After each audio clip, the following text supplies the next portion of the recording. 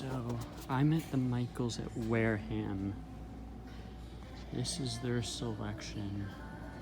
I don't know what the other Michaels have, but I kind of feel like this is the best that you're gonna find for like beads and cords. This is the, where are they?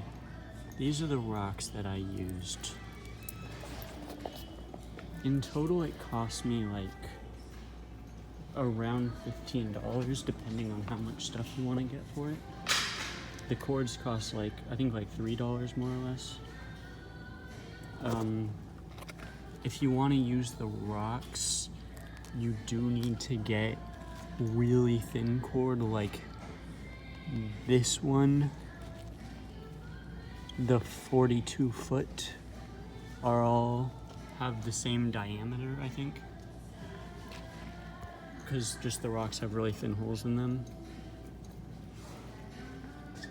So for the setup, the first thing you're going to want to do is secure a key ring or some equivalent to a high place. I just used a dog collar because I'm using my lanyard for something else. Next thing to do is take one of your colors and tie them to the thing. Doesn't have to be like a super fancy knot, it's just supposed to hold it while you weave everything. It's not going to be what holds it together at the end.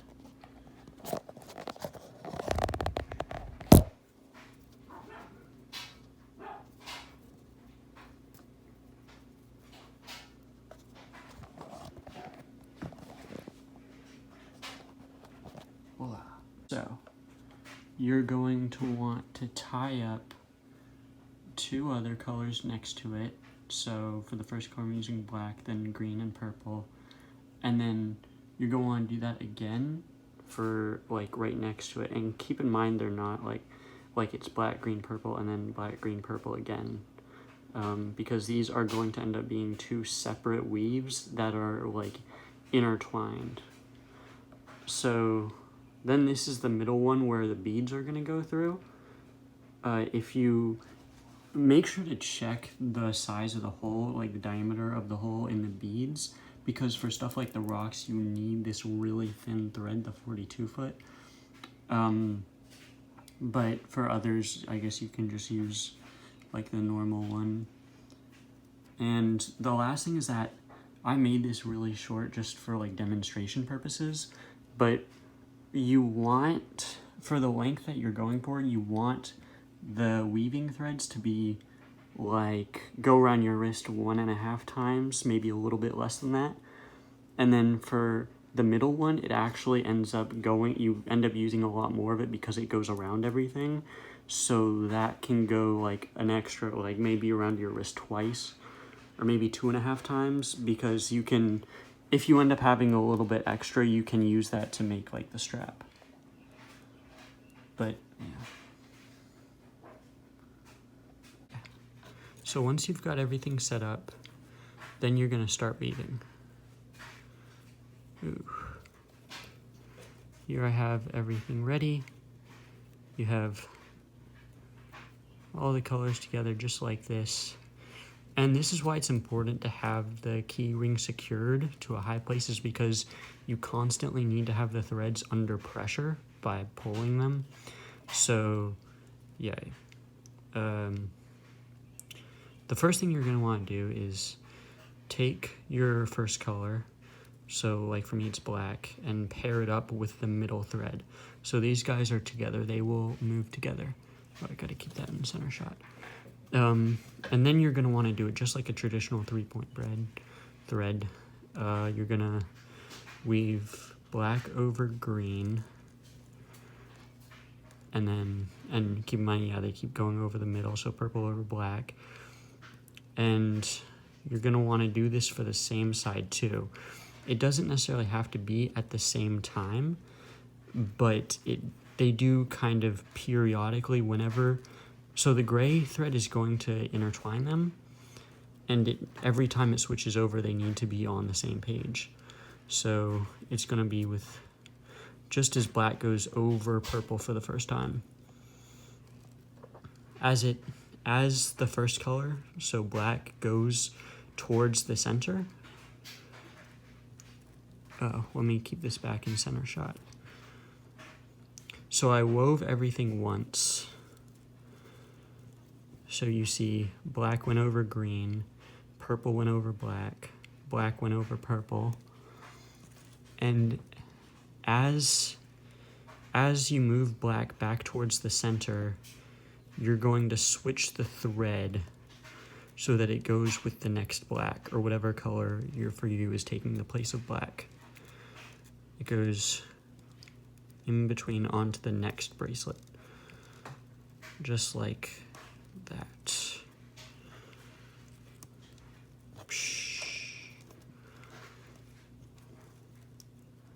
So now we're back to green, black, purple, but now it's switched. And when you're hanging it and you can stand under it, it's easier. I do not have the luxury of that for filming by myself. But you see what happened. And before you just start weaving the gray into the black, this would be the point where you would put a bead in. So I got these little guys here. And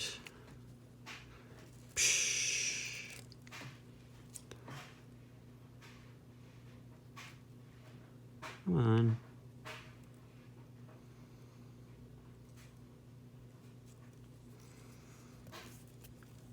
And you'll notice they go zigzag. So keep in mind that if for stuff like the skulls where there's a top and a bottom, if you put the thread through the top side first, the side that it comes from is going to be the top. So you see the skull would be facing like down towards this corner of the screen. And if you wanted to make it face the other way, you would just put it bottom side first. Put the thread in the bottom. And then, once you've got that, everything is in place, you can pair the gray thread up with the other side, black, and then just do the same thing. Weave the green over black, purple over green. And then switch it back up. So now black made it back to the center, and I have to do that for the other side too. Green over black, purple over green. I hope you can see this. And so now I'm ready to put another one in as I switch to the next side because we made it back to the center.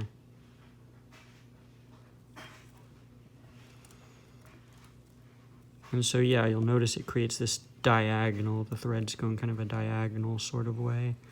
And again, if you have the luxury of, oh no, what happened?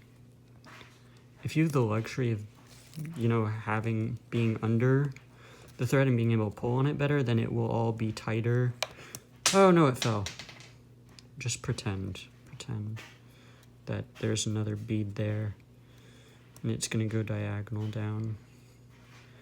Green's gonna go over black, purple over green, black over purple. And I hope that gives a better idea. I'm just gonna do this off camera and then show you how to tie it off. So if you pulled everything tight, which you should just periodically do, especially with the gray thing, then it should look something like this. Let me see if I can get it in the light. You got your two weaves and you've got your bracelet and they go diagonally, right? So then all we have to do left is tie it off and create a little strap. So to tie up the bottom part, I don't really have space for it, but what you would do is you'd bring the gray, the middle bit, one more time, except without a bead in it, but just like you would. Then you're going to just bring it through. Oh God, I really don't have space. And then you would bring it around the back, like this. Bring it through. Can you see that? You bring it around so it's through the middle again, facing the other way. And then you would bring it over. And then you would just pull it down.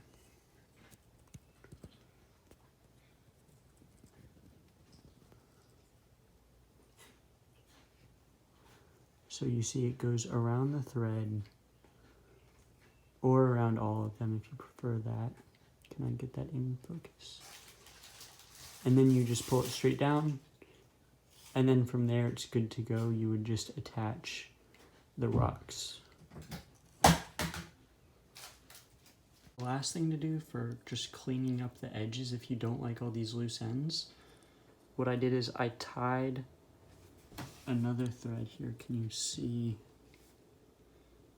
I tied another thread to the loose ends, and then what you gotta do is you push all the loose ends back around the thread in like every direction.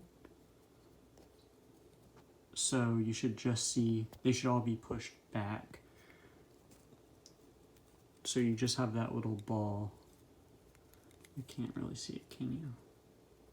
Push them back so they're behind the thread that you tied them around. There. Once it's all pushed back and you just have that nice little nub, then you're gonna tie the thread around them again, so holding them so you just have that ball and all of the threads are facing backwards. It should look like this. See, it's tied up and everything's facing back. This is the thread. I used a purple thread, that's misleading, but you see everything's tied up facing back. And then you just cut it to size. You just cut it up to the knot, and you should just have that nice little ball. Kind of skimmed the ends so they don't look that good, and because I ran out of the middle thread, I just kind of used the last I had, the extra from tying up this end. So, but realistically, if you like crossed it over, brought it around, and brought it through the middle, it should go nicely through the middle. The next thing you're gonna do is want to tie up the top ends. First, I just tied a square knot over the first top part. Then I'm going to cut off a good portion. It's definitely good to err on the side of more, since you're going to waste more if you have to cut a whole nother part because you were too short, rather than trim it a little bit from being too long. So let's go like here.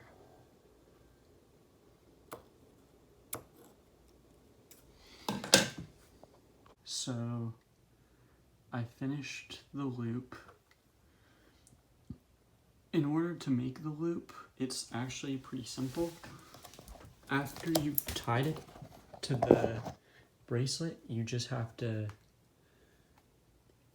to make the loop. This first part, the top part, is going to be the latch that you use. So make that however big you want it. Then you're going to cross it over, obviously, to make the latch. And then you're going to cross it back under. So you create this like infinity symbol, this smaller loop under the main one. And then with your thread, you're going to want to cross it around the middle, so over, under, and then send the thread through the bottom loop that you're just using to tie it. And that all the extra thread that you have from this will be used to tie to the other side. So, and this is what you're making is a square knot, so it will stay in place. So this is, I don't know if you can see it in the lighting. I hope I was descriptive enough.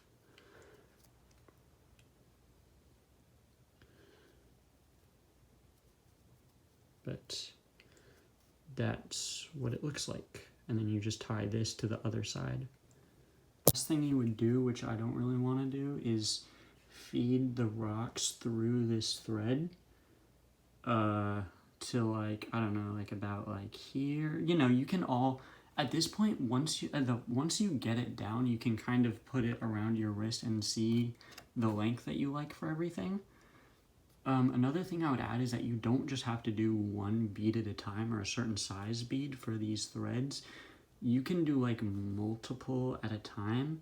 Just keep in mind, the more you use, the wider apart the whole thing will be, and the more obvious the diagonal will be. Not that that's like a bad thing, but just keep in mind that that is how it will look. And then once you're done putting as many rocks as you want, you don't even need to do, I always like to use square knots, but you probably can just use a really basic knot, like push it through just so the rocks don't obviously fall out. And then that's kind of it. You would just slide this off of the keychain and fix those ends, and you got your bracelet.